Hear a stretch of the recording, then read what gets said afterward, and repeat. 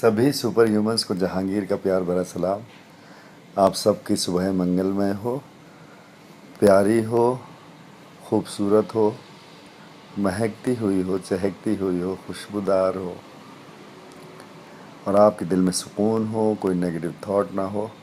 यही मेरी दुआएं और कामनाएं हैं। सुपर ह्यूमंस, आज मैं बात करूंगा ईगो के बारे में।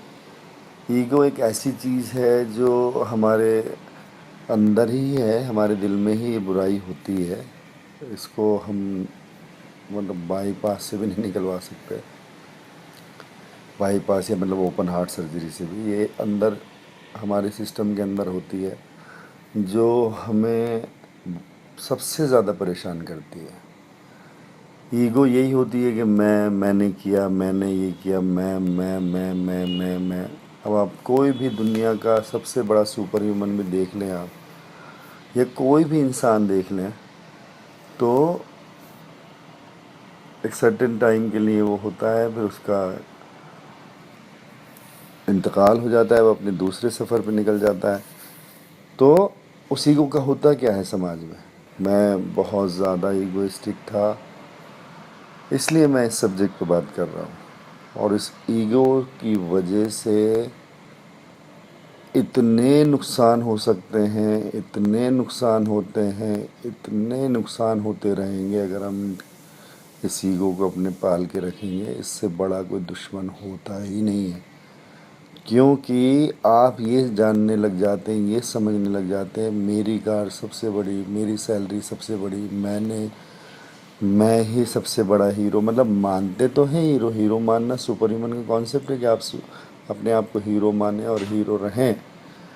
लेकिन ये ईगो एक नेगेटिव उसमें चली जाती है। इसमें ऐसा लगता है हर इंसान को कि बस, अब आप टॉप एंगल में अगर देखें तो हर गाड़ी वाला जो भी ईगोइस्टिक है, चाहे वो किसी भी गाड़ी पे, चाहे वो साइकिल पे है, चाहे वो पैदल हो, चाहे वो बेस्ट ऑफ द कार्स में हो, चाहे हेलीकॉप्टर्स में हो, चाहे प्राइवेट जेट को फ्लाई कर रहा हो, उसके बावजूद वो एक इंसान ही होता है। एक छोटा सा, मैक्सिमम 6-7 फीट का इंसान।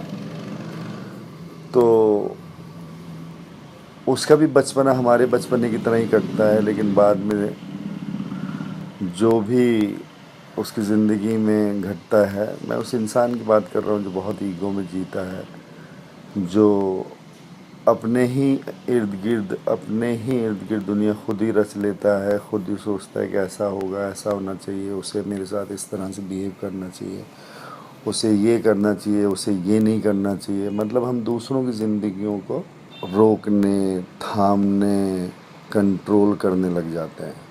एकदम उल्टा नहीं, अपनी ज़िंदगी को कंट्रोल करने से तो हमारा फ़ायदा होता है, लेकिन दूसरों की ज़िंदगी कंट्रोल करने से हमारा नुकसान होता है, क्योंकि वो कभी हो ही नहीं सकता। जो दूसरों की ज़िंदगी कंट्रोल करते हैं, उनकी ख़ुद की ज़िंदगी कभी कंट्रोल नहीं रहती, क्योंकि आप देख लीजिए, तो ये ईगो ही होती है। ईगो बहुत बड़ी दुश्मन है। मतलब ख़ुद के दुश्मन अगर कोई जिस्म के अंदर हमारे एक चीज़ अगर है तो वो है ईगो। बट वो है, उसे डिनाई नहीं किया जा सकता।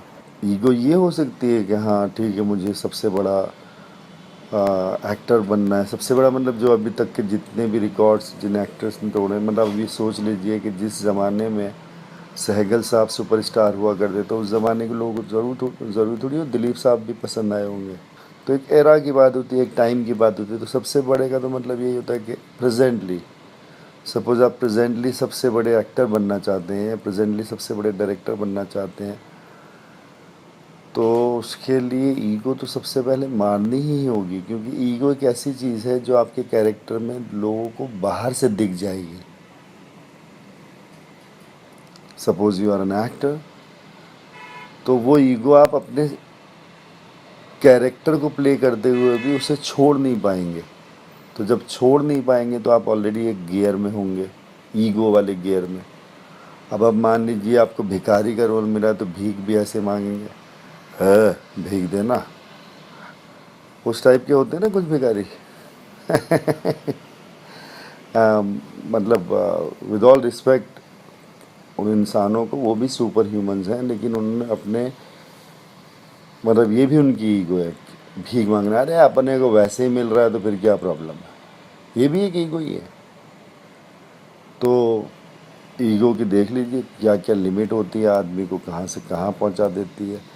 तो मैं यही चाहूँगा कि हम सुपर ह्यूमंस, मतलब मेरी अभी भी ईगो है, मैं ये नहीं कह रहा हूँ, ये मरती नहीं है, मरते दम तक नहीं मरती है। तो इसे दबा के रखना होता है, इसे कंट्रोल करना होता है, जिस तरह से आपको अपने माइंड को कंट्रोल करना होता है। तो ईगो का आप समझ लीजिए कि मतलब एकदम सुला दीजिए और अपने एनर्जी सिस्टम को जगा दीजिए। हाँ, आप हैं, सबसे अच्छे हैं, बेस्ट हैं, आपसे बेहतरीन, आपसे स्ट्रॉन्ग, आपसे अमीर, आपसे खूबसूरत कोई नहीं है। लेकिन दूसरे बेवकूफ़ नहीं है। Stay blessed super humans, stay blessed.